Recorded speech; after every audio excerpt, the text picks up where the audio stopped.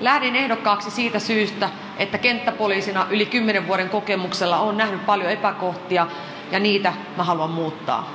Suomalaisten yritysten kannattavuutta pitää nostaa, jottei verotuksella ajeta yrittäjiä ja työntekijöitä Suomesta pois.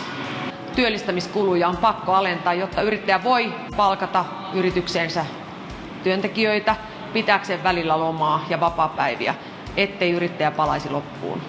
Jotta me ei menetetä tätä maata, niin meidän on pakko toimia heti. Sosiaalipakolaisuus täytyy lopettaa heti.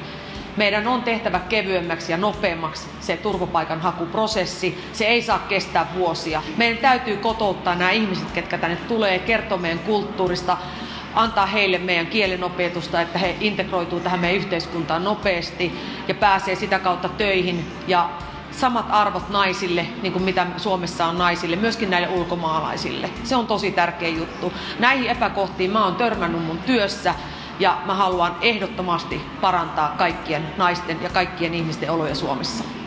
Pedofiilien ja seksuaalirikollisten suojelu on lopetettava ja rangaistuksia kovennettava. Olen Marianne Kiukkonen, 186. Äänestä minua. Pidetään toisistamme huolta.